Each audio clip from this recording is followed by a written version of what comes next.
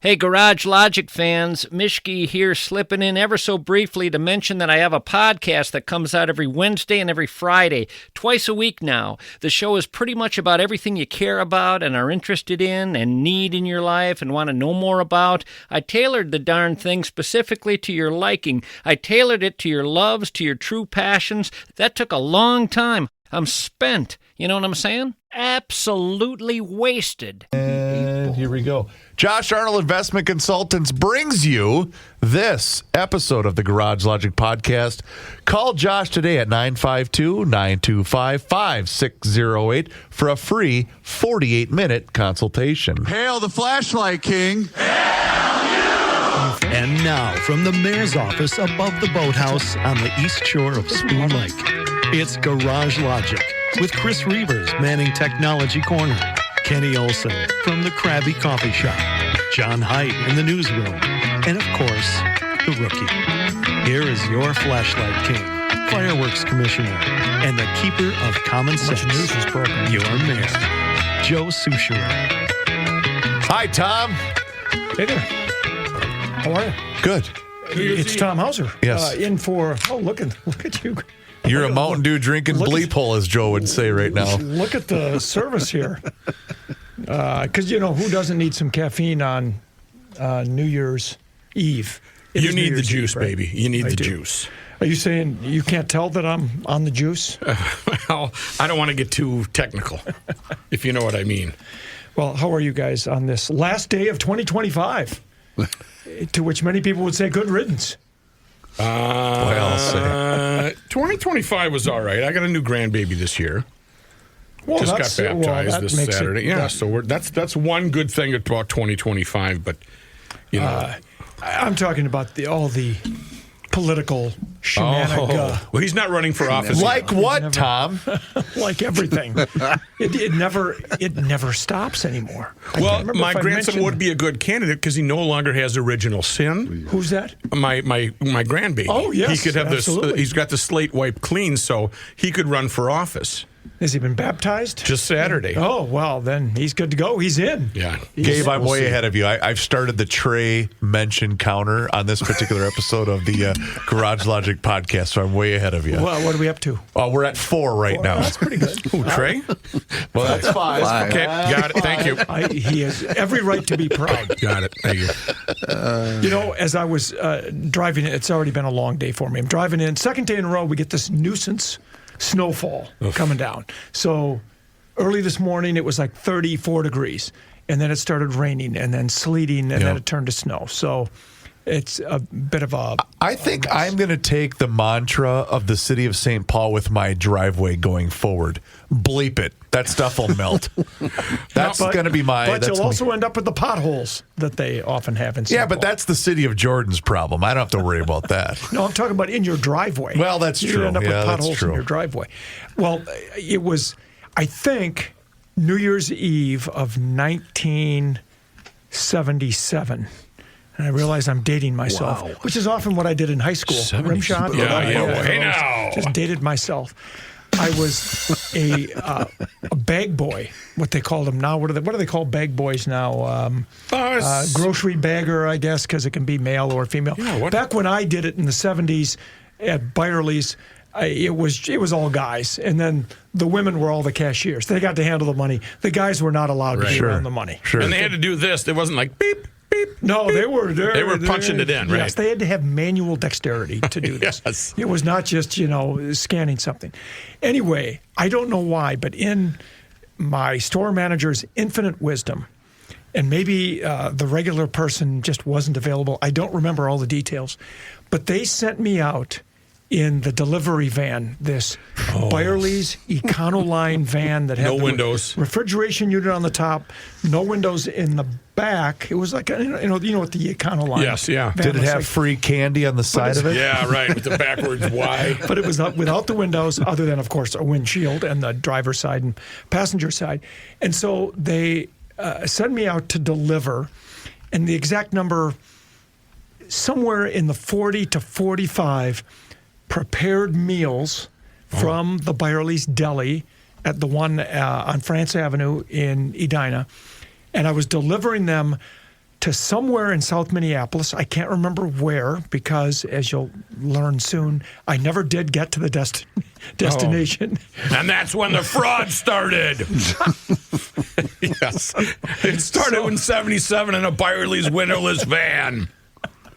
So I'm driving down Crosstown 62 by the airport. And keep in mind, in 1977, I was 16 years old. You had no idea. I think I'd had my driver's license for 8 months, and they got me driving this van. I mean, it wasn't like I was driving a 18-wheeler, an F-15 fighter. I was driving a van, just to deliver 40 to 45 meals to what I believe was a wedding reception. Again, I don't know because I never got there, but I'm driving on Crosstown 62. Would have had to have been going eastbound because I was coming from the Byerly's in Edina, and it was weather a lot like today, where there was just light snow, probably a little heavier than today. Okay.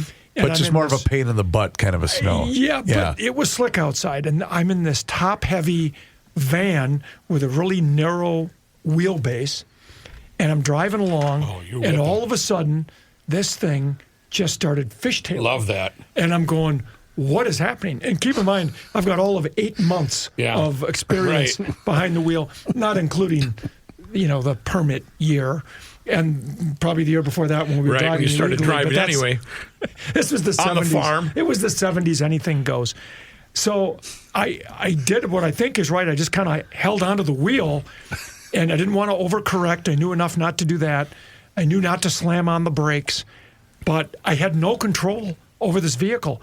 So I'm just trying to hold it steady, take my foot off the gas, and then the next thing you know, the van just starts doing 360s. Oh. I'm in this van, New Year's Eve. I think Chicken cacciatore going everywhere. Yeah, exactly. It's in the death spiral, the Byerly's death spiral. That's going to be the best part of the story. But I still have my bag boy apron on, and then I got a jacket on over that because was your name tag my Tom name tag, right here? Yeah, I still have it, Tom H.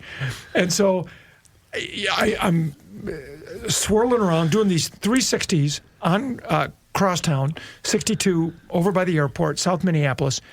And I finally just had I thought this was it. I thought this is 16 done. is as far as I'm going to go. Going out. I just closed my eyes, held onto the wheel, and then the next thing you know is boom, boom, boom, boom, boom, and I'm going. And then it just came to a stop, and I opened my eyes, and I'm in the median facing the other way. Oh, boy. Cars zipping by on either, well, not really zipping because you couldn't go very fast, but several people pulled over. And again, the days before cell phone. And there was, Gabe, you probably don't know, there was a day before cell phones. He doesn't know that day. There was a time when you couldn't just, call I'll call the boss or whatever. Yeah. I don't know who it was that called my boss, but somebody did. Maybe it was the state troopers. Could have been. Right. To rescue me. But I'll never forget my store manager. His name was Tom. I will not reveal his last name. I don't know if Tom is still with us or not, but Tom comes in his sedan, like a Buick LeSabre or something. Right, a big tank, pretty Sherman big tank. A 1970s style vehicle. He pulls over, and all of the meals were preserved because they were in these cooler type of things in the back that were all latched shut. And like the airlines. Yeah, because I didn't. Yeah. Luckily, I wasn't tumbling. Right. The car was just doing 360 with the van, and then I, go clunking down into the median. I don't know how it didn't tip over, given what this van looked like. But we then offloaded all of the meals and into his vehicle. And now that I think about it, I must have gone with him. I don't really recall. No, you were too. We went on and finished the delivery to this wedding. But it was one of those days, and there hasn't been a lot of them in my 60-plus years, but I thought, this is the end of the line. This is the end I have of the no death control spiral over this vehicle. I'm on the highway, heavy New Year's Eve traffic. It was like 3 in the afternoon, and somehow I survived it. Today, I'm thinking that the whole way here, just changing lanes. You've had a little more very experience carefully. right now. A little more, and not in a big top-heavy van. Right. I'm in a four-wheel drive Porsche vehicle. Much like when John will do a news story and the mayor will get severely upset with details missing. in a particular story. Like, what kind of car was it? Right. What happened? What's the Rookie's going to get very, very upset with you if you don't describe what meal you were actually delivering to the wedding. I don't remember what meal it was. Well, see, that's just... Hopefully it wasn't dinner, because if you're on a wedding, you don't want that to chance. Let's keep in mind, this was nearly 50 years ago. Okay. I know, given my youthful appearance, you find it hard to believe. What was the wedding selection? What was the menu available for a wedding party at the Lunds and Byerly's in Edina? It was back not in the Lunds day? and Byerly's. It was just Lunds. They were competitors back then. Oh, that's true. Okay, that's true. Before they merged. It was just Byerly's. Just Byerly's. I'm sorry. And so you go with the chicken or you go with the fish. I'm going to guess it was a combination of chicken and probably some kind of a pasta. Rice pilaf. Just kind of a rice pilaf. Just kind of a guess, but it did get. We were like the post office, We did, through rain or sleet or snow or whatever, or a 16-year-old delivery driver doing 360s out on Crosstown. The food did make it to its destination. And they never let them drive again. No, they let me. I drove because we did. This is back before. What is it, Instacart and the Uber Oh, Eats yeah, and you all were that. on your own. We would occasionally, sometimes if a bagger, not me ever, but sometimes they would screw up an order in parcel pickup, and we'd give somebody the wrong groceries, or we'd forget to give them a couple bags. Then we would have to go and drive them. I had Gray Cart 14. Gray Cart 14. Rook, walk us through Manager Tom, not Mr. Hauser, but Manager Tom assessing the damage, the carnage of the meal, but going, you know what? Our margins are slim right now. Giving it it'll be fine. I think we're going to be okay. A little cold cacciatore never hurt anybody. Help me load this. But look at this. Keep in mind, the food was intact. Yep. There was no damage to the van, and the delivery driver. That would be me. Survived. Escaped death. Imagine there may not be a Byerly's today. And you said 40 meals? Had my family sued over my untimely it would be done. death. It would be apple bombs. And you said 40? Was it 40 meals you said? About 40 to 45 is what I remember. Okay. It was a smaller wedding reception. Okay. Is what I recall. Gotcha. Easily could fit into a LeSabre. It's always, because we had him in his trunk, we had him in the back seat, and I remember, and we're walking from the median across the the highway, and the state patrol has it kind of cordoned off so we can get the food off of there, and it was. But the reason I bring that story up, the weather conditions today. Very much. Were you delivering food today too, or no? This is my second job. I know. I knew you were working at another for spot. An Instacart. You're working over at CCO. You're working here. You're working downstairs. And food. I'm on vacation. I might add. Oh, see. Well, we thank you for coming in anyway. Well, we always it's love always having fun and just to come in and shoot the breeze with you guys, especially on New Year's Eve. Yeah. So what fun! We're going to take a break, and when we come back, we'll find other things to talk about. Let's talk about North American Banking Company. They have been at it since 1998, when way back then they made a promise to deliver a better banking experience for their customers, where you get to know your banker, but they also know you. And you do get that feeling anytime that you walk into any one of their 6 Twin Cities locations, whether it's 50th in France, Woodbury, Hastings, Shoreview, Maple Grove, also in Roseville, by the way.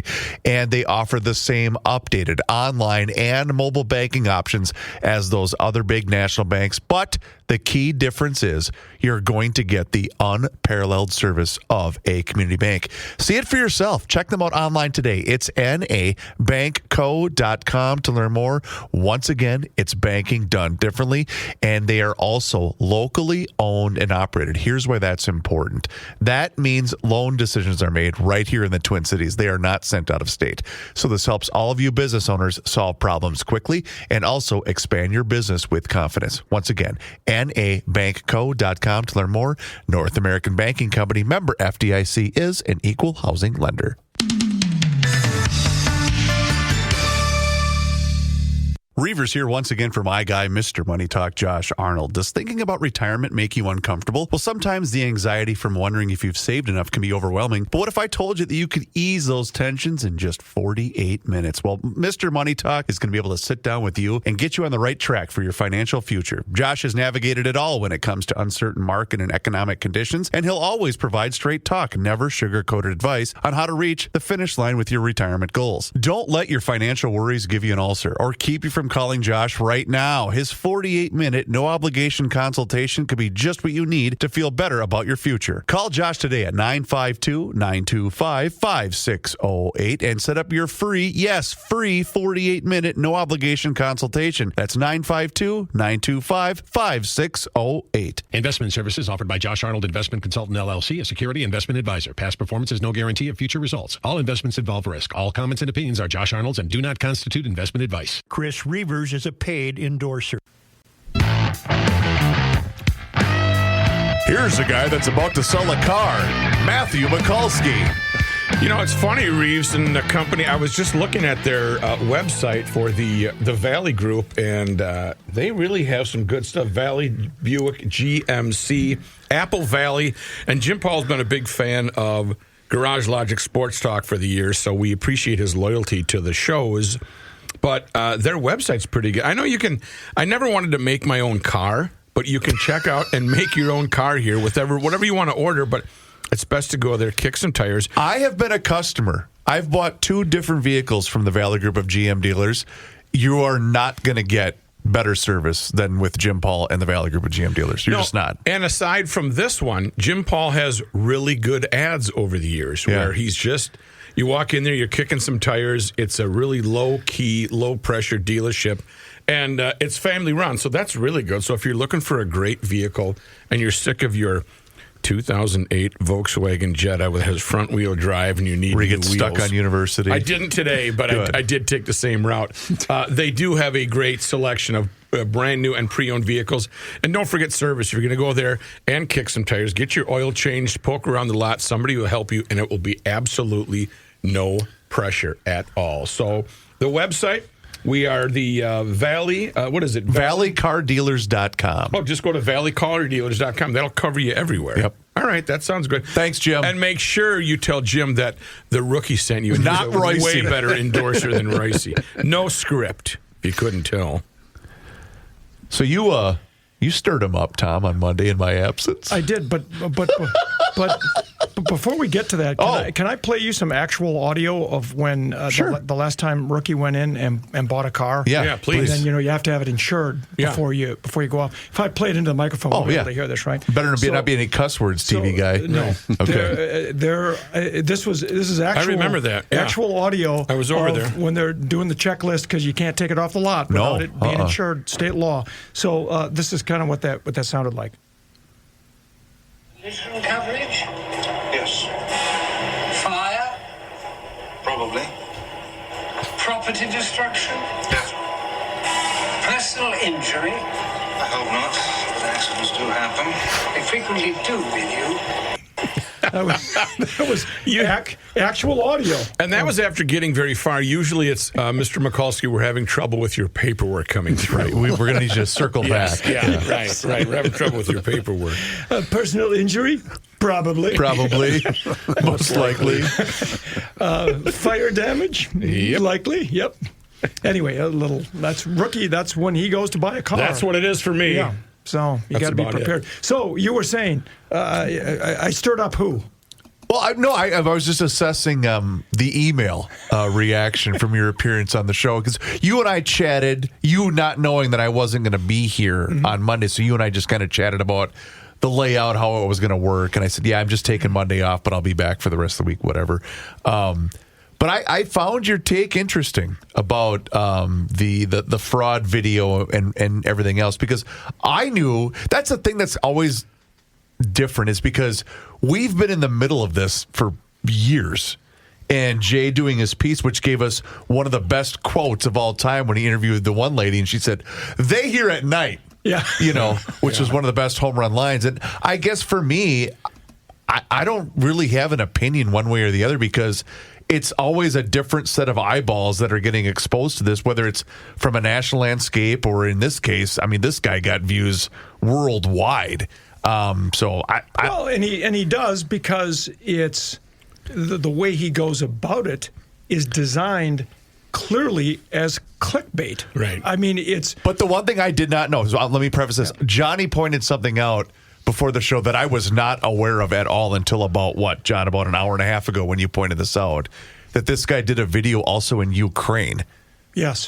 Years ago. I had no idea that this guy had done that same thing. So I was a report that was later widely discredited. Yeah. So, and it's if you listen to the video and they see Somalis coming at him, well, what he assumed were Somalis. Yep. He goes, "Oh, watch out for these Somalis. They're violent."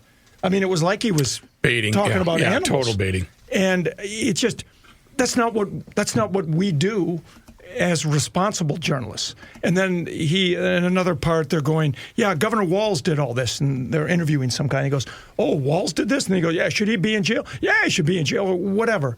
I mean, there's no integrity. No integrity there. There's zero integrity, and there's already been pushback about what times was he visiting these places, were they open? But my biggest problem with all of it is that people are treating this as if it's brand new. Jay Coles did this a year ago. In January, there were people being investigated 10 years ago for abusing the CCAP system in Minnesota, the Child Care Assistance Program. This is not new. So people are writing in to us saying, "Why haven't you covered this?" When my response is, "Why haven't you watched this when we have covered it?" Is that a the product? The legislature even did a hearing about it last February. So I did my show with Mike Frenolini yesterday, and one of the things that we brought up was the average 18 to, let's just say, 30-year-old, right? They are not consuming news the conventional way. Whether that's good or bad, they're getting their news from social media, from unconventional methods, which is also what's leading to a guy like this getting 120 million views or whatever the number is now on his TikTok social media platform.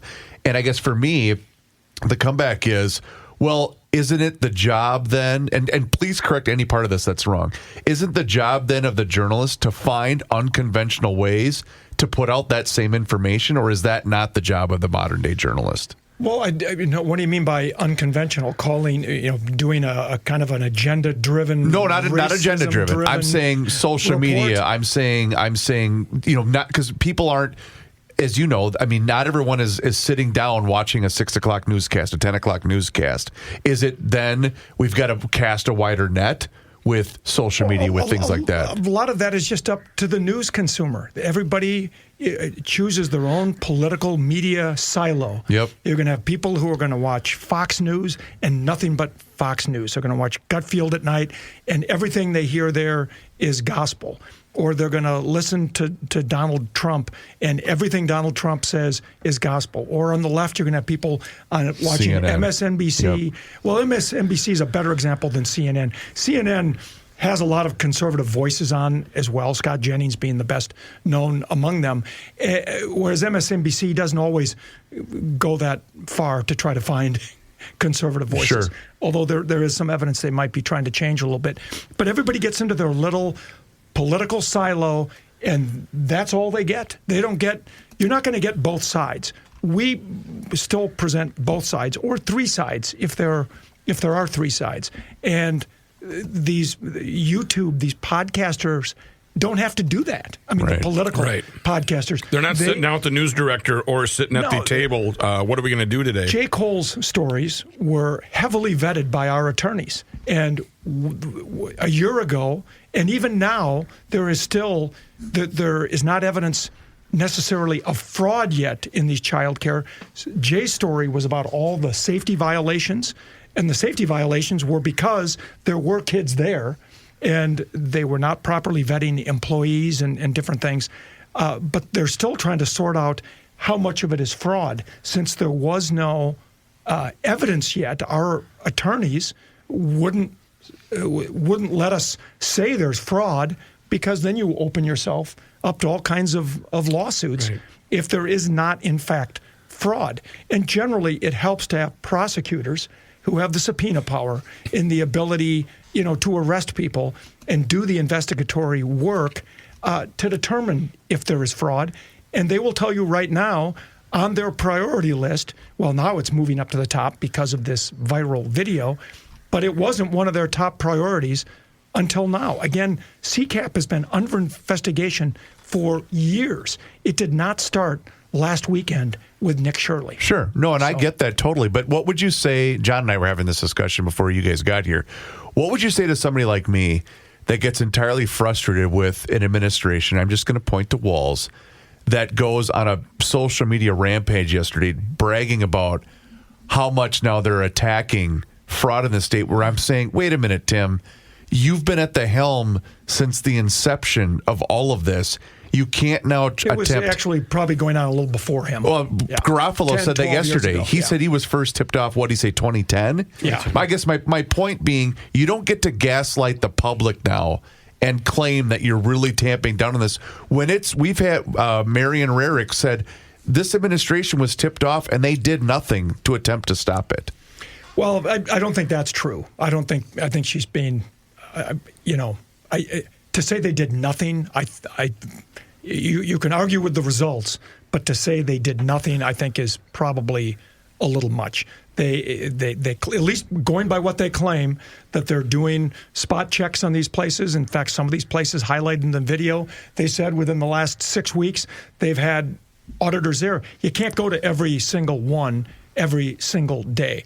And again, I'm not defending what has happened with the fraud. I'm talking about the coverage of it. We have covered it. People think the media has way more power than we actually do. People write to me all the time, why are you not demanding that the governor resign? Well, that's not what journalists do. That's not your job. We cover the stories, and if you don't like him, vote him out of office. I want to say to these people, what have you done to try to elect somebody that you do like? Have you donated money to them? Have you volunteered for them? Have you done anything to try to get Tim Walz or any other Democrat you don't like from being elected again? And in most cases, no. They just like to sit around their keyboard and start writing this nonsense that anonymously. Very so often the people who email and then you try to email them back, they give us a fake email. But don't you think that that's deeply rooted in the overriding frustration from the Minnesota taxpayer? Because that's where I think it's rooted mostly. When we're talking billions and billions, and as Joe Thompson said, we might tip of the iceberg here. Okay, but again, that's Joe Thompson, though, Tom. I know it's Joe Thompson. Has Joe Thompson provided that evidence yet? Have you read the quotes from Tom Heffelfinger, the former U.S. attorney, not. Educate me, who was appointed by a Republican? He said that generally their rules of engagement were you don't speculate about amounts in an ongoing investigation when you don't have the evidence yet. And even Joe Thompson said in that news conference, he said, well, because somebody asked him, well, have you substantiated this? And he said, well, we've looked at all the numbers and we see a lot of red flags. I mean, that just isn't enough. I mean, the proven amount of fraud in a court of law is still well under $1 billion. So to get to $9 billion is going to be a remarkable achievement. I'm not saying it might not happen ultimately, but it's nowhere near $9 billion. But because he said that, and now it's been repeated over and over again, it's become fact. It's like the money, the report out of that conservative, I can't remember the name of it now, that conservative publication that said the money was funding al-Shabaab. That has been widely discredited, even by Joe Thompson himself. He said, no, we have not seen evidence it's going to al-Shabaab. These people were just trying to enrich themselves. They were not trying to fund terrorism. But because that was reported once, it's now taken on a life of its own, and it's become fact. But it is factual that the state went from an $18 billion surplus to a $6.5 billion deficit. Yes. Okay. I guess that's the frustration angle is what I'm kind of working at here. I think that's where most of this vitriol that probably you and others experience. That's, I think, where most of this is coming from. Because you feel helpless as a taxpayer. You can vote whoever you want to all the time. But if nothing changes, you just feel helpless, is I guess the point I'm trying to make. Yeah, I mean, there might be, but if you're feeling up, don't blame the media. I mean, we report on all of this stuff. I mean, these are interesting stories to report. Why would we ignore them? And when people accuse us of, being, water boys for Tim Walz, it's just nonsense. I mean, it's absolute nonsense. Right. And it happens day after day after day from people who just don't take the time to read. They've tuned out the dreaded mainstream media because they want to stay in their political silo, and that's all they want to hear. And anything that's counter to that narrative, they think is nonsense, and they think we're just trying to stick up for Tim Walz. All I'm sticking up for is legitimate, objective journalism. I would say, I wouldn't even use that phrase, water boys for Walz. I would say more like grocery baggers. Grocery beggars for Walz, It's just because you have a little more experience that way. Yes, I do. Something like I've never that. actually Well, and if met a Walz water boy. orders lunch from Byerly's, Hauser ain't getting that crap to him anyway. He's going to spin out on the crosstown. It'll never make it. But and this issue obviously isn't going away. But as I mentioned on the show the other day, the federal government, now they're shutting off all these payments for child care only to Minnesota, even though in their statement where they're saying they're doing this, they say fraud is rampant across the country. We're only shutting it off to Minnesota. They did expand that this morning, Tom, in a statement. They're going to other states? Yep, they said they're going to the entire country. But their initial statement was, correct, we're cutting it off to Minnesota. Yeah. And as I have pointed out, the U.S. Government Accountability Office did a report last year, April of 24, that did a study of federal fraud from 2018 to 22, and they estimate that annual fraud is somewhere between $220 billion and $513 billion annually in the federal government. That's over that 1 5-year period. You're starting to talk about $1 trillion. This is the federal government. It's not just Minnesota. That is not to minimize Minnesota's part in this, but it is not just a Minnesota problem. All right.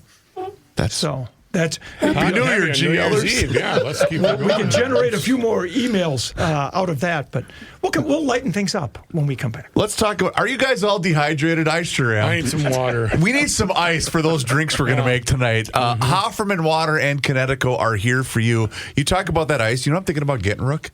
A personalized, I'm not going Lewis Black on it. Yeah. A personalized ice maker. I have one. Do you really? I got one from Sophia a couple of years ago. Has changed my life. Slick? You'll never buy ice again. And you know what? Can you get vodka flavored? Or no, I don't know. It wouldn't melt. I have a personalized drinking water system. I could hook it right up to that, right? You could hook it right up to that, or you can just pour it in a thing and fill it up. It's nothing's more convenient than having your own ice made at home. Cool. But it's got to be good water. It does. And Hofferman Water and Connecticut are here to make that difference in your quality of water. So here's the deal. You've got to get on that schedule here in the new year for that free water analysis. 612-895-2440 or visit their website online at HoffermanWater.com. Either way, you get on that schedule. They'll come out. They'll give you that free water analysis. They'll give you this thing that's called a water score. And then based upon that water score, they will give you recommendations on how they can upgrade the quality of your water. They have done that for me. They will do that with you. See it for yourself. HoffermanWater.com. It will upgrade your showers, your cooking, your laundry. Everything gets better with Hofferman Water and Connecticut. 612-895-2440 or visit HoffermanWater.com. They have been proudly serving the state of Minnesota for over 50 years. Do me a favor and mention that you heard about them on the Garage Logic podcast.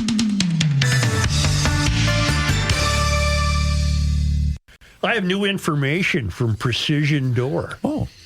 Right now is a special. $500 off the purchase of a new door, and that includes the operator, the motor, the engine that'll raise and lower it. That's $500 off the purchase of a door and operator combination. And don't forget that noisy door tune-up special for $149. With these new doors, there's models for every budget. Just think what that would do. It would increase the aesthetics. It would save some energy, provide better security, and not break down in the dead of winter. You don't want to go out there and have that baby not work in the dead of February.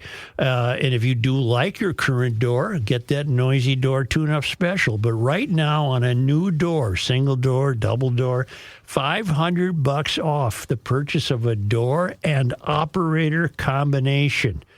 That is fantastic. Book online at Precision Door MN. That's one word, precisiondoormn.com, or call 612-263-6985 to schedule your free on-site new door estimate or book a noisy door tune-up special with Precision Door.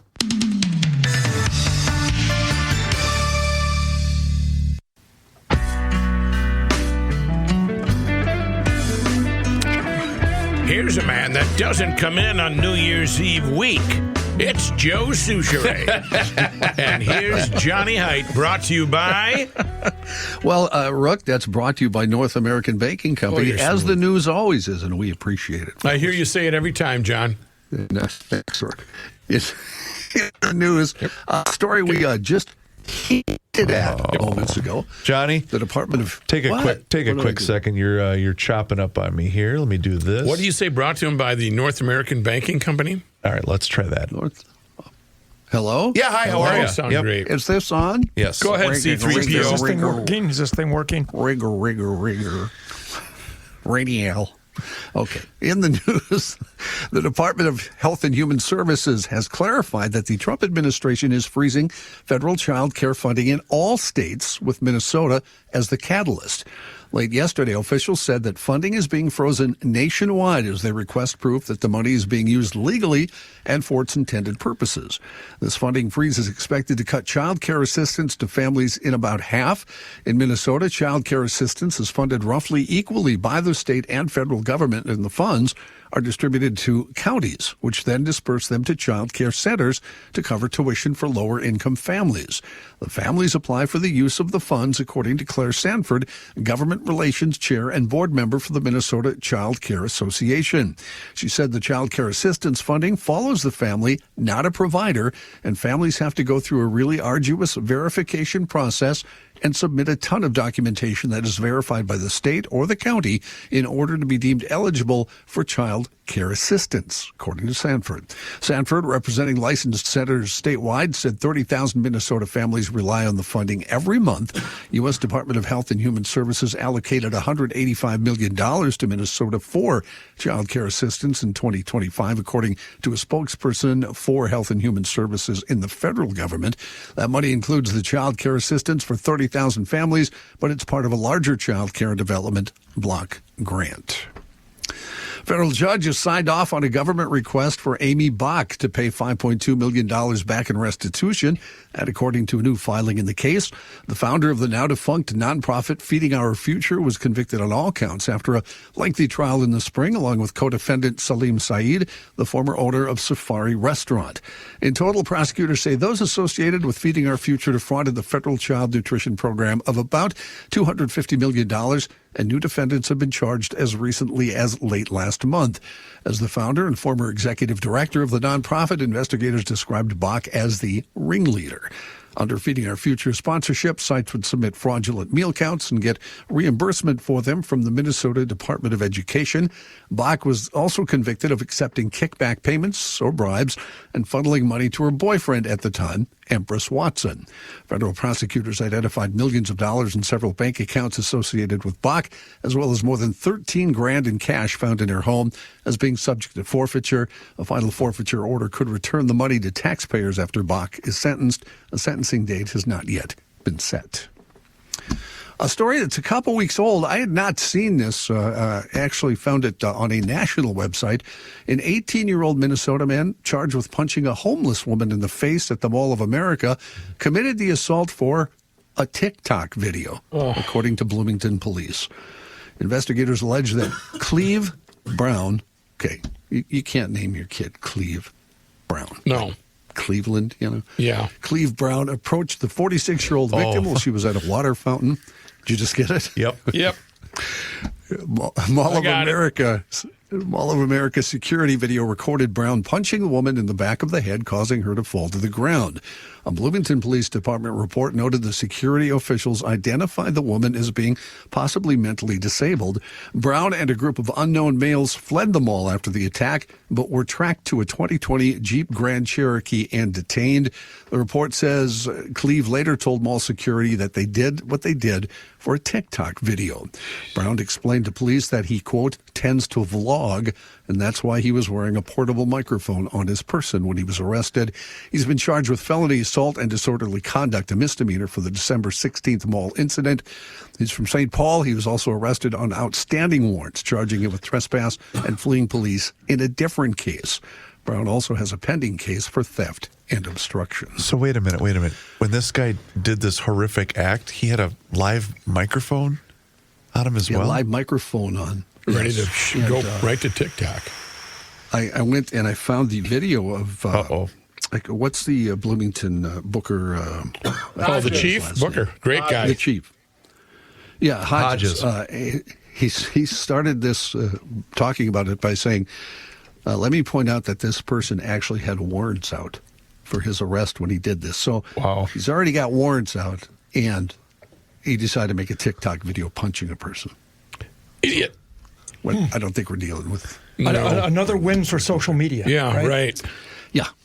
He was also mad, by in the way, Tom, he was also mad that you guys didn't cover the Feeding Our Future story. Oh, I'm guessing he was. He emailed anonymously. By the way, Johnny, before you go on, I did find an email I got at KSTP Television about my GL appearance. Oh. This is from one of your listeners. Oh, good. He said, Mr. Hauser, enjoyed hearing you on GL yesterday. I appreciate your sanity regarding the reporting on the fraud. All right. Seems to me there's nothing gained by being a provocateur on YouTube or whatever platform when the plain facts are already outrageous.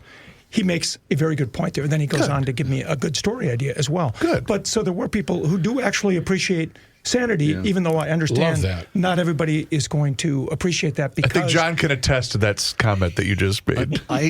Tom, I get emails saying I appreciate your view on the show since it's the only one that seems to make sense. Oh, sometimes. see, that's just mean. You don't need to be That's mean. what they say. I can understand. I can't help it. Hey, John, facts are facts, right? Yesterday, up here in my neck of the woods, if you stepped out of your house, you noticed a very strong odor of gas. Yanoka Champlin Fire Department. I thought you were going to stop. If you're up in my neck of the woods, there's a very strong order. You paused too long because I was thinking people were accusing you. But anyway. Anoka Champlin Fire Department said no gas leaks were found in the area, but CenterPoint Energy did continue to monitor the area for a while.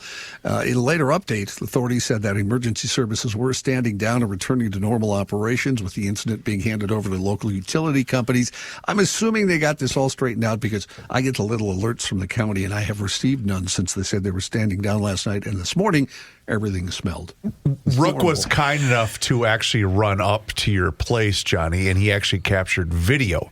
And what happened was it was the same thing as when, like, you're doing the newscast in the summertime and it hits 1 o'clock.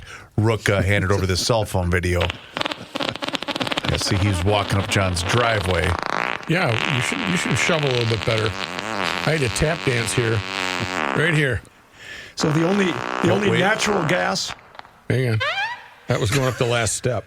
That's the only natural gas in the area now where John lives. But We'll come back with a little bit of national and international news right after we hear from Mr. Reavers. Thank you, Johnny. We are nuts, and we are nuts. MN.com. Hauser. It ain't over. Just because Christmas is come and gone, you can still be nuts. You're still gathering. Yes. You're still being festive. Chocolate-covered almonds. Just why even talk about anything else? Is there anything better than a midweek holiday celebration? Because you're going to party all the way through Sunday. We're stretching it all the way out to Sunday. You know what I'm finding, Chris? What? I keep going from different flavors to different flavors because I'll eat 2 jars of the original. What's your jam now? Right now, I'm eating the original toffee peanuts again. Oh. For a long time, I was on the maple bourbon toffee almonds, but now I'm on the peanuts again, and I'll switch again to something else, I'm sure, in a couple weeks. John might be a candidate for my strange addiction. The wasabi savory snack mix. Yes. I got to be honest. I didn't think I would like it. I love them. It's really good. Love biting into that wasabi. It's really, really good. You mentioned Byerly's. Lunds and Byerly's Tom Hauser features We Are Nuts, along with Kowalski's Markets, all of your Fratelloni's Hardware and Garden Stores locations, Cub Foods, Colburn's Markets, and also Quick Trip. It's a wonderful family-run operation. You got to stop by and grab some Do they snacks. need me to deliver? I can deliver. Well, no, they would, but they'd it's like the snowing, merchandise to get there. That's the Statute only of problem. limitations is still It'll get alive. there. It might just take a detour. It'll get there. It's a wonderful family-run operation making handmade small batch snacks right here in the great state of Minnesota. And you know what? If you're not able to make it to any one of those locations, order them online today at wearenutsmn.com. As Rookie mentioned, the maple bourbon toffee almonds and also the cashews are my personal favorite. But again, visit wearenutsmn.com. Thank you to a wonderful 2025 with the entire family and the entire crew at We Are Nuts and wearenutsmn.com.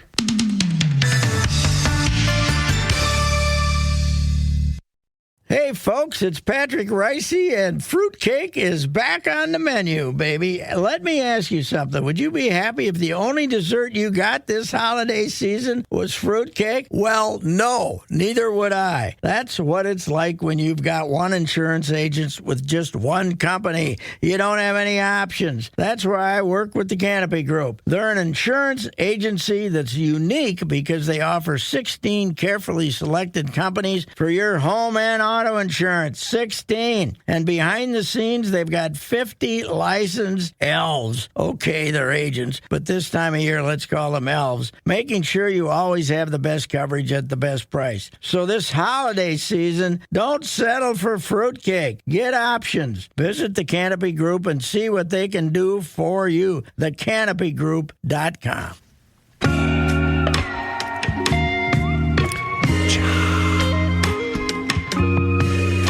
Spot here, is there? So I should just talk. Just go right to Maybe I'll just listen to It's a Dylan New Year's play Eve guitar chow right for a now. while. It's a New Year's Eve cha, John. Oh, it's nice. I taught him everything he knows, really. Ray Santana Anyway. esque. In national and international news, as the future of the Russia-Ukraine war hangs in the balance of a precarious peace deal, it's business as usual for Vladimir Putin. The Russian president has ordered the expansion of a buffer zone along the Russia-Ukraine border in 2026, according to Moscow's top general. The Kremlin has long said the zone in Ukraine's Sumy and Kharkiv was to protect Russian civilians on the border from enemy raids. Yet the stretch is widely seen as nothing more than a land grab, with the peace plan drawn up by Kiev and Washington, saying Russia must withdraw from the border regions to help rebuild the war-torn nation. Meanwhile, Russian state media claiming victory over Ukraine after the meeting. Yep. Yep. No agreement of. Like the ball has dropped. 2025 in a nutshell. Hi, John. While we're waiting for going that on? to come back, We're You're a losing you a little little bit. I think you know what it was. You mentioned Russia, and of Yeah, course they intercepted hackers. your internet Yes, connection. the same ones who rigged the It's election. true TV. I don't know. But it does beg the question: what good does a buffer zone do with long-range missiles in play? I mean, Yeah. It's a how non-factor. big of a It's buffer? a non-factor. How big of a buffer zone do you need? Yeah, are you measuring? I'm outside of the Yeah, zone, I'm so outside I'm the good. circle of friendship. I'm good. A circle of friendship. I like that. Yeah. More fallout. This is continuing, and I just find it very interesting, to the Kennedy Center for the Arts debacle. Oh God. The Cookers, a jazz supergroup that's performed together for about 17 years, announced they are not playing tonight at the Jazz New Year's Eve. The band pointing to the political relevance of jazz in the civil rights movement and its history as a music dedicated to freedom. And some other groups started canceling. Doug Verone and Dancers, a dance group based in New York, was supposed to have a 2-week run. They said in an Instagram post late Monday they would pull out of performances slated for there. The Pulitzer Prize-winning musician Rihanna Giddens, wonderful musician, and I have a little crush on Rihanna. I Rihanna? confess. Rihanna Giddens, yeah. Oh. Canceled her show. Not the that was- pop star. Okay. Yeah, right. No, yeah. That was got it canceled. Her show was canceled there. She canceled it. The rock band, as we talked about, I think a long time ago, Low Cut Connie immediately was one of the first to cancel. Issa Rae and the producers of Hamilton. Hamilton was supposed to be there for several weeks. Canceled scheduled engagements coming up in March. While musicians Ben Folds and Renee Fleming stepped down from advisory roles at the Kennedy Center. Some of this follows musician, jazz drummer and vibraphonist Chuck Red canceling his Christmas Eve performance last week. That's what started all the talk. On top of that, viewership for the December 23rd broadcast of the Kennedy Center Honors on CBS, which Trump had predicted would soar above where it used to be, those ratings were down 35% compared to the show last year. The renaming breaks the law, apparently. Congress passing the law in 1964, naming the center as a living memorial to John F. Kennedy. The law says any changes to the building's name would need congressional approval. The law explicitly prohibits the Board of Trustees from making the center into a memorial to anyone else and from putting another person's name on the building's exterior. Any word whether Lee Greenwood is still willing to play? He's proud to be an American. We'll see a lot of probably Lee, Kid Rock, and Ted Nugent this year at the Kennedy Center. Am I pretty good acts? But I know what you're saying. Yeah. Am I way off, or do you recall? Did we have Low Cut Connie on at the Minnesota State Fair in their early years? We did not, but we used to play a song by them as a bump. Okay, maybe that's what I'm thinking. All the time. Okay, thank you. A very good. What a great name for a group. Though. No, you're thinking of he's thinking of his old girlfriend from high I was just school. to say, you're thinking of a photo that Kenny had of Connie's low cut. That's what it was. That's what you're thinking of. That was posted on his wall in the old Maplewood studios. A Florida man arrested for allegedly committing an armed robbery at a meat market wearing nothing but a mask. Where's my tenderloin? Well, I think it's right there. Yeah. According to the Lake City Police Department, officers responded to a call reporting an armed robbery at BJ's Meat Market in Lake City, Florida. You got to name it something else, will you, bud? Employee showed police the surveillance video and told police the man entered the store completely naked, except for a mask covering his face. Where's the beef? Naked. He wasn't naked. Yes. He also had a piece of cloth wrapped around an object in his hand that they believed was some sort of weapon. He broke into the cash box, took more than $1,000, and as soon as I read that sentence, I thought, where did he put it? Wait, was it closed at this time? I missed that. No, it was open. Oh, it was open. Okay. So told police a man entered the store. No, it was open. They just backed away from the cash. It's all yours. They take it. You don't even need a gun. You don't need that weapon over there. The county sheriff's office set up a perimeter and arrested Kobe Watkins, age 25. Police said they found evidence they believed connected to the crime nearby, which would probably have to be the money and the gun, I would assume. Because he was and maybe the mask. Right. And the mask, yeah. Watkins taken to a local hospital for a medical evaluation, then booked into the Columbia County Detention Center. He is facing charges of armed robbery, exposure of sexual organs, grand theft, and criminal mischief. And, police do not get enough credit, I think, in general, for the great work they do. But when you got to take someone like that into custody, that's when you pull seniority rank. Yeah, that's right. Hey, Billy, get that intern in there. That guy. You're fresh on. Do we have one of those police explorers with us? Get him in. Don't worry. Go to the trunk. We got the official naked blanket that he can sit on instead of blanket. Yes. Very weird. Yeah, I don't think the back of that squad car was a very pleasant smelling odor. You really can't get it clean enough. Very weird story from Detroit. I'm sorry it involves death and destruction, but just the strangeness of it all puts it right into the kicker file. A man is dead after he allegedly accidentally shot himself while driving on Detroit's west side and then caused some other problems. It happened at about 6 p.m. this past Monday near the intersection of Joy Road and Roselawn Street. Police think the driver mistakenly shot himself, lost control of the vehicle, and ran over a pedestrian before crashing. Oh. The driver died at the scene. The pedestrian has been hospitalized. He should survive, according to police. No further details were revealed at the time, and the investigation is ongoing. What a badass you are if you shoot yourself in Detroit. That's a tough... Was it accidentally or on purpose? Accidental, they said. The police said... While he was driving? The report actually says... mistakenly shot himself, whatever that means. Oh, so it was in his waistband and he went to, shift gears, so to speak. So it was not the naked robber then, because he wouldn't have had he would have had a waistband. He had an automatic. No. I don't know why that's funny, Rook, but that's really funny. And you see I had the automatic like this instead of the manual shift down here. Right. 3 in a tree, 4 on the floor. Know. Right, sorry. And a team of American scientists have some good news for us. They say they have cured lab mice who suffer from Alzheimer's disease. Now, of course, they kept losing their keys. And you just got to eat a lot of cheese. They find them in the refrigerator. Right. They, of course, have a lot more to do of this, to study this. The researchers achieved the feat by administering the rodents with the powerful compound PSC3A20, which they announced in a new paper in the journal Cell Reports Medicine.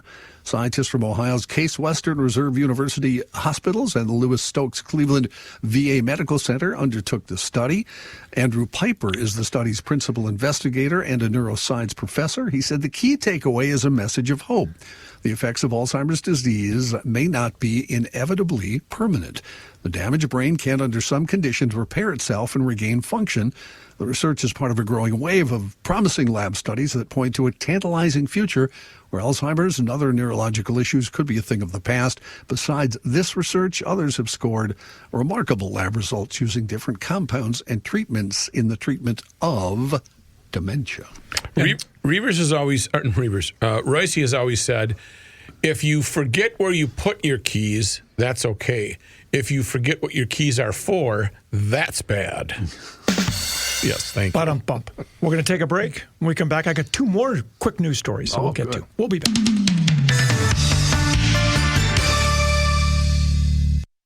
I'm ready. Here we go.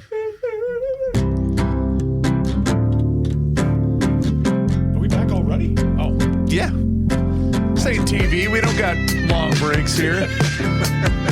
Hey, I do want to give another quick shout out to our friends at North American Banking Company for not only all of the love you guys have shown us in 2025, but again, signing up for the entirety of 2026. Really? Yes. Bilski really gets it. Bilski's been a good guy, great St. Paul family that I've known for decades. And I would trust him with all my finances. So 6 Twin Cities locations to serve you: Roseville, 50th in France, Woodbury, Hastings, Shoreview, and Maple Grove. The home of yours truly with banking. They probably regret that. Exactly. Hey, I'd like to commend Chris Reavers for being the overdraft champion of 2025. I got a shirt. I got a shirt for that. He's kept the lights on over there. Yes, I really have. Like me at the Hubbard Credit Union. I kept the lights on for a year. Why do you think all these banks love doing business with the Garage Logic podcast? Money maker. So once again, nabankco.com to learn more. They are the absolute best. And thank you, Mr. Bilski, and everybody associated with North American Banking Company, Tom. And Reavers is actually a double threat because he's also the record holder for the lowest average daily balance. Well, 100%, yes. Which explains all the overdrafts. How is this even open? How is this account even open? Are we even covering our costs by having a computer have to monitor this account? The only endorsee where it's costing me money, right? Is the electricity we use in our supercomputer monitoring this account, is it even covering this cost? A couple of quick news items. You guys are all football fans, right? Sure. I'm worried that the New England Patriots might run out of players. Oh my gosh! Coming up this weekend. You've heard about Stephon Diggs. Yep. Already, right? I don't know whether he's going to play or not, but he was facing a felony charge of strangulation and a misdemeanor charge of assault from an alleged incident December 2nd.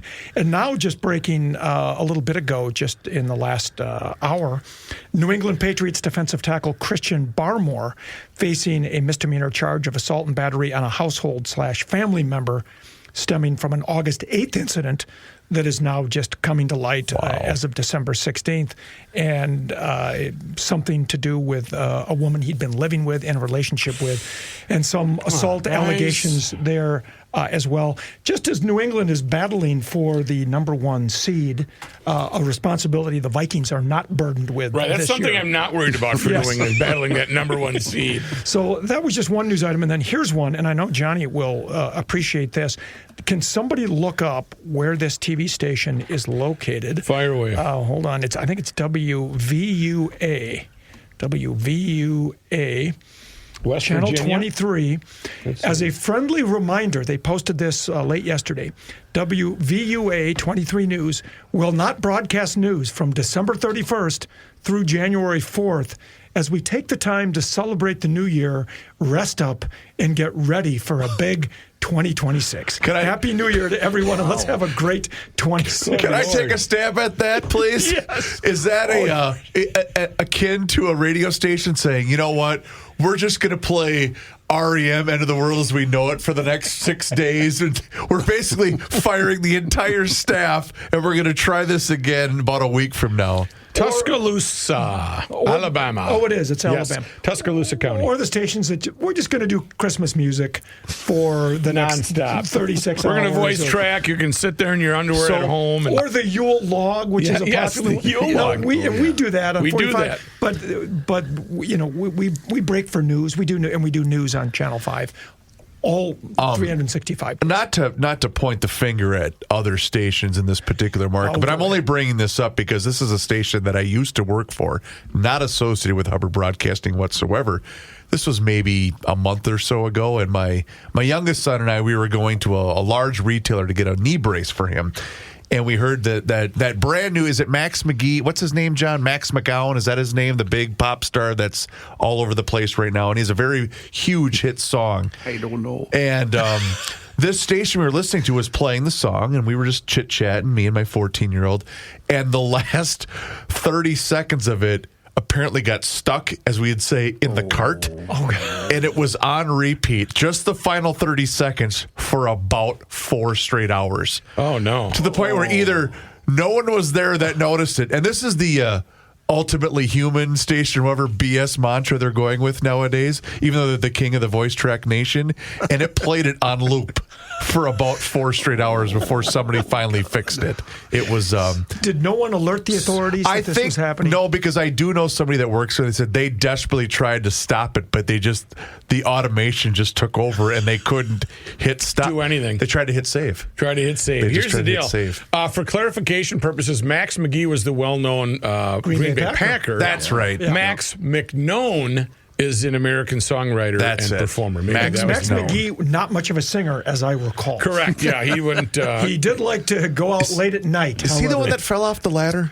Is that Max McGee? Yes. Yeah. Yes, off his roof. That's He's right. Also the one who, it was the end of his career, the first Super Bowl ever, end of his career. The night before he went out and got hammered, thinking he wasn't going to play.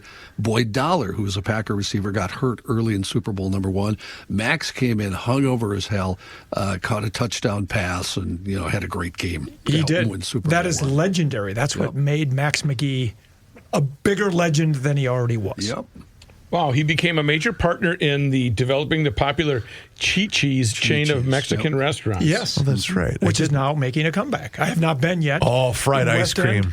Have you been to the new one? I haven't been to the new one yet, but I have not been loved there the yet. fried ice cream at Chi-Chi's back in the day. It's the old Rojo, right, Tom, in St. Louis Park? Yep. Right? In West End, and they're going to open a couple of other locations, but as far as I know, that's the only one that has opened up A really so far. clearly a not believable name for a restaurant when they called them the Incredible Chi-Chi's.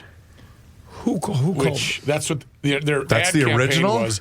The Incredible Chi-Chi's. See, I'm like, whoa, I don't remember they can that. say that? when you don't think you need a piece of information, ask Rook about a jingle from the 1980s, and he's got you. He has got you served. The Incredible Chi-Chi's. What a name for a restaurant. Chi-Chi's. Right. I just saw it. You remember Nancy Nelson? Oh, certainly. Did a lot of acting in commercials. Yep. I saw one of her on TC Media Now. Yes.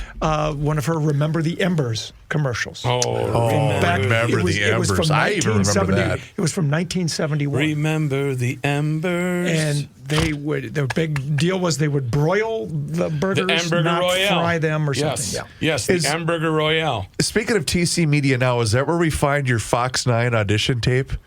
Yes, for Channel 9 Fun Club in about 1989 or 1990. Is it on there? I don't know if it's on. Is it on Twin Speedies now? Didn't somebody send it to us? Well, Griff found it. That's right. Griff found it. He's the archiver, Glenn Griffin, great guy. Yeah. And he sent it to me and said, "Hey, I found this." And I look at it, I open it up, and it's me auditioning for the after-school fun guy on Channel 9. It was basically Twin Cities Live before Twin Cities Live, but for they kids. Stole it from. They stole 100%. Twin Cities They Live stole from your me. idea. Yes. Well, you know what Tom Osmond found after Stan Turner passed, and Stan and I, he was a mentor of mine years ago, my only instructor in broadcast news at St. Thomas many years ago.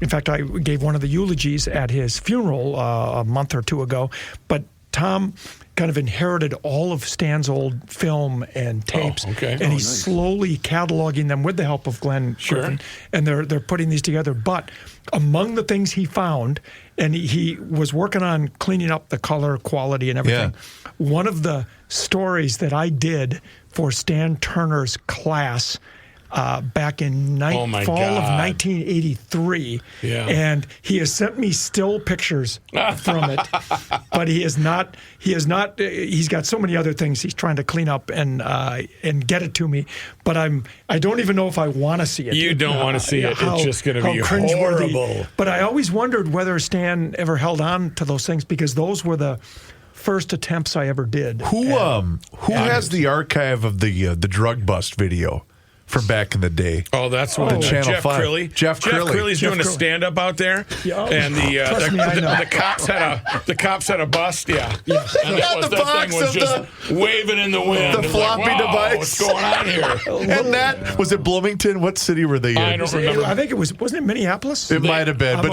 that cop specifically waited until he saw the red light on that camera. No, they're not looking at a red light. Somebody is on a phone watching on TV. Somebody's calling. Oh, it was a live shot. It was a live shot. Oh, okay. We would not have made it on the air. God, that makes it even better. King Kong. And you could tell taking over Minneapolis. As soon as Jeff Crilly started talking, they come out with these sex toys. Yes. One of them dangling in the wind. Yes. And the cop is trying so hard not to he laugh. totally knew what was going on. And little known tonight at 10.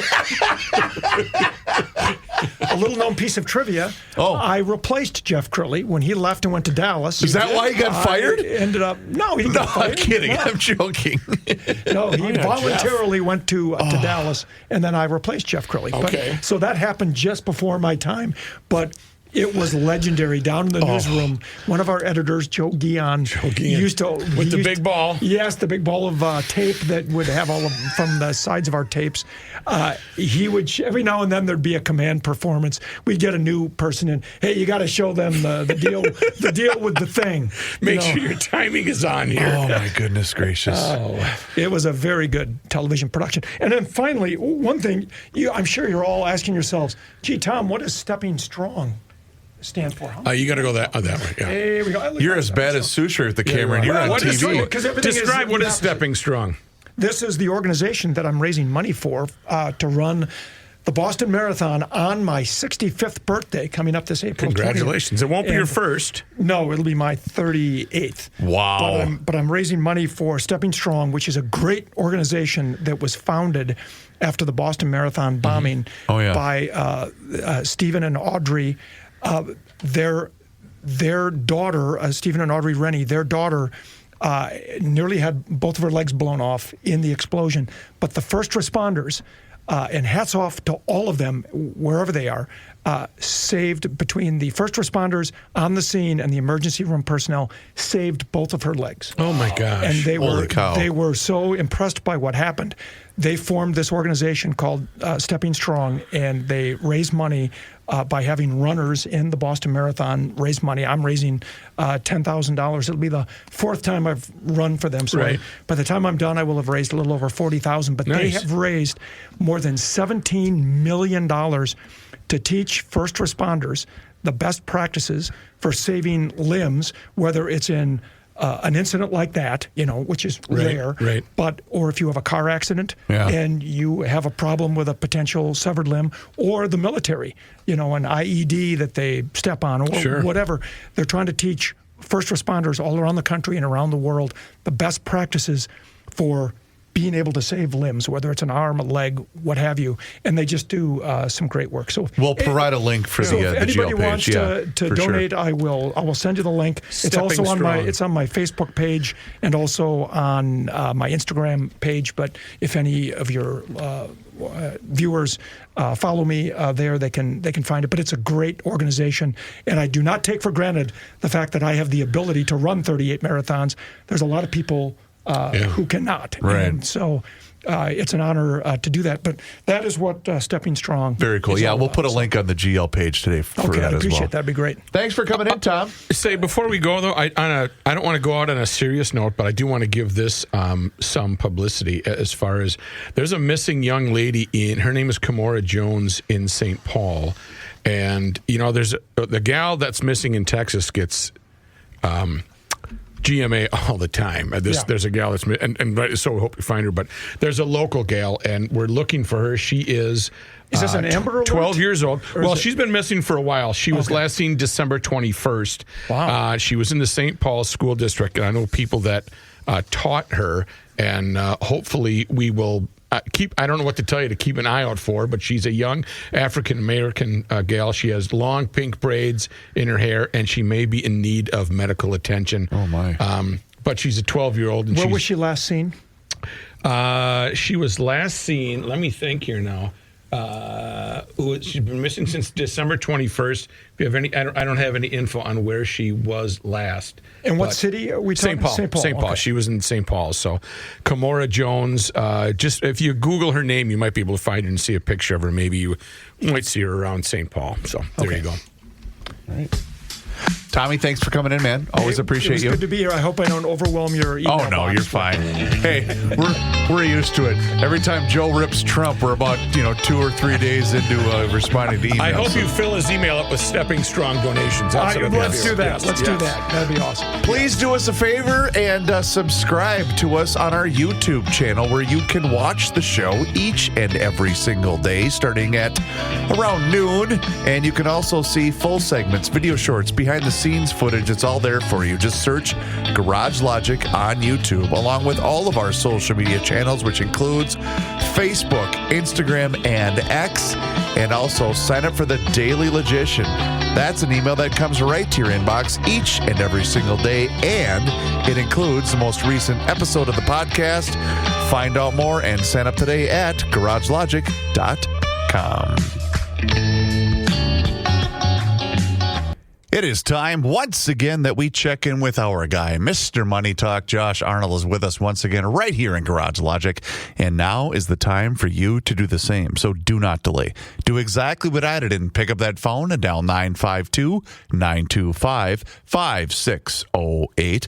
That number once again is 952-925-5608.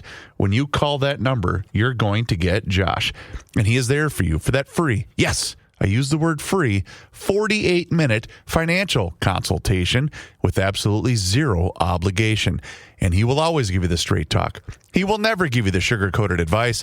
And he is on the line with us once again right here in Garage Logic. And Josh, your final report for the calendar year of 2025, the prediction markets are out for 2026. The prediction markets are out. The prediction markets are growing. And more companies are adding that feature, we'll say, to their, to their stable. In some ways, the prediction markets have helped companies grow. In particular, Robinhood, one of the top performing stocks in 2025. Added predictions markets to its lineup, and that helped increase their revenues and also kept customers involved.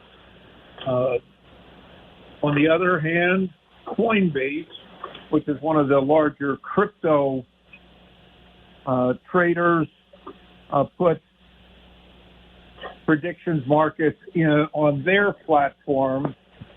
They did not do so well. And I would say that Coinbase, which more or less tracks the crypto marketplace, had a very negative year as opposed to Robinhood, which allows you to trade crypto as well as trade stocks, bonds, mutual funds, set up retirement accounts, do options, and is primarily geared to younger investors That stock soared. Both stocks, of course, are going to be pretty volatile. Robinhood, I'll say Robinhood especially, but they've had a platform that has definitely produced. The prediction markets, well, they're going to face some difficulty, we'll say, with some regulation and results being taxed or non-taxed, but they have created a lot more competition, we'll say, for online gambling, online sports betting, as well as even I will say the betting markets on both the regional casinos and the nationally based casinos. Primarily, prediction markets are unregulated. And on those prediction markets, it's not just betting on the outcome of sporting events, it's also betting on the outcomes of elections, betting on the outcomes of who's going to be the next Fed chief, betting on whether or not the government shuts down again at the end of January, as the Senate can't get 60 votes to pass the continuing resolution. So all kinds of things can be bet on the prediction markets, and the platform, we'll say the platform vendor, whether it's Coinbase, Robinhood, Interactive Brokers, DraftKings, FanDuel, also getting involved, or J.P. Morgan, are going to take a cut of the action, so to speak. I don't think the prediction markets are going to go away, but those prediction markets are going to, we'll say, get a lot more, we'll say, surveillance and regulation in the coming year and years. I don't think, however, that the prediction markets saw that 2025 would be as good a year in the S&P as it was. We're completing the third year of the bull market, and the S&P had a pretty significant advance, up 16%. Again, not a straight line. We did have several pullbacks, but none of major significance. Into 2026, I think the markets could well be a lot more volatile, and we could have one or two steeper drops than what I would say would be the normal or the average 5 to 10% pullbacks that you have every year. Typically, every year there are 3 to 4, 5 to 10% pullbacks in the market. Right now, Santa Claus.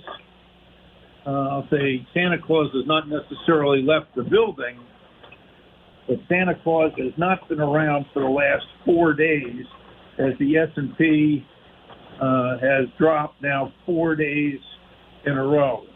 Some of this, I believe, is a result of profit taking and also a result of very light volumes, as many traders we'll say pack their bags for a long 10-day vacation period starting last Wednesday and probably concluding this coming weekend.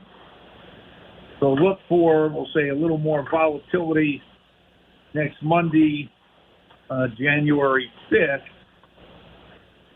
but don't expect much in the way of upside momentum today at the end of the year with very, very light trading ahead of the new year. One theme that I do believe is going to remain constant next year, and that's investments around artificial intelligence. You might be surprised, as I was.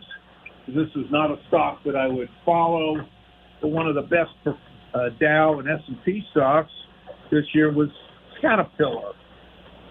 Who would have thought that Caterpillar got a very big boost on the need for equipment, I'll say construction equipment for the build-out of data centers, and also for Caterpillar's power unit that competes with General Electric's Verona for power equipment sales. And data centers definitely need power, and they need energy in addition to needing all of the other components within the building, so to speak, to store and move data. And data is now, has been, will continue to be a big part of the internet. And one big winner that I see happening in this front, going forward, is still my favorite fruit company, Apple, and I'll get more into that in 2026. Have a good New Year's. Drive safe. And if you're making any predictions on who's going to win football games in the next few days, well, content yourself with FanDuel and DraftKings and skip the prediction markets. And that's why we come to you for the straight talk, and we never get the sugar-coated advice, Mr. Money Talk. Hey, you heard him, GLers. Now is the time for you to pick up the phone and make the call for that free 48-minute financial consultation, again, with absolutely zero obligation. And you do that just like I did throughout the entire calendar year by dialing 952-925-5608, where you always get straight talk and never, ever sugar-coated advice. Josh, as always, thank you so much for the time and the chat. Enjoy your new year. Have a fantastic holiday tomorrow. We'll talk to you again Friday, but all the best to you in 2026. Same to you, Chris. Be good. Investment services offered by Josh Arnold Investment Consultant, LLC, a security investment advisor. Past performance is no guarantee of future results. All investments involve risk. All comments and opinions are Josh Arnold's and do not constitute investment advice. Chris Reavers is a paid endorsement.